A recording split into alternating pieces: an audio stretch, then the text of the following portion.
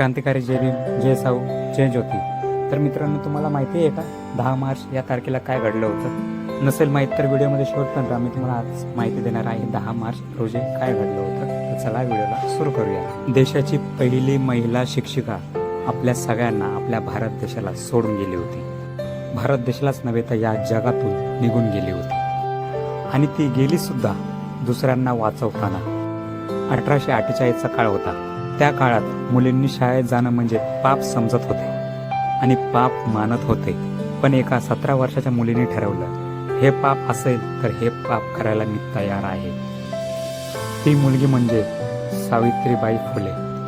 ज्या सावित्रीबाईमुळे आज एक मुलगी देशाची राष्ट्रपतीपासून तर देशाची पंतप्रधान म्हणजे देश सांभाळण्याची ताकद ठेवते. ते म्हणजे या स्त्रीमुळे, या मातेमुळे. रोज सकाळी त्या शाळेत जायच्या.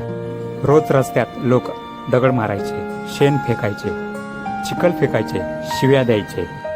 म्हणून त्या सावित्रीबाई काय करायच्या, एक जास्तीची साडी आपल्यासोबत घेऊन जायच्या शाळेत. शाळेत पोहोचल्यानंतर त्या साडी बदलायच्या आणि त्या साडी बदलल्यानंतर ते शिकवणं सुरू करायच्या. कारण त्या माऊलीला माहीत होतं, त्या माईला माहीत होतं, त्या सावित्री आईला माहीत होतं की आज जे दगड फेकतायत त्यांच्याच मुली उद्या या शाळेत शिकणार आणि मोठ्या पदावर जाणार. वर्ष होतं 1897. पुणे येथे प्लेगची साथ पसरली होती. असे बरेच लोक घाबरून घरात लपले होते. घराच्या बाहेर निघण्यासाठी कोणीही तयार होत नव्हतं. कारण प्लेग हा असा आजार होता की एकदा लागला की माणूस घेऊनच जायचा, एवढा भयंकर आजार होता.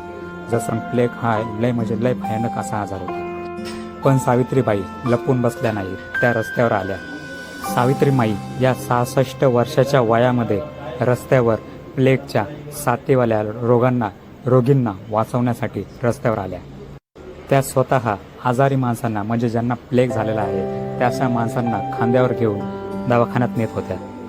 एक दिवस सावित्रीबाई यांनी एका प्लेगग्रस्त रुग्णांना उचललं आणि ते दवाखान्यात घेऊन गेले.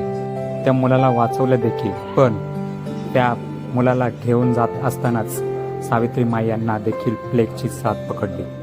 सावित्रीबाई वाचल्या असत्या पण त्यांचं वय 65 असताना, कारण 65 वय म्हणजे थोडं म्हातारपणच झालं म्हणा. तर त्या म्हातारपणामध्ये त्यांना ते प्लेगची साथीने वाचवण्याचा हे ताकद दिली नाही.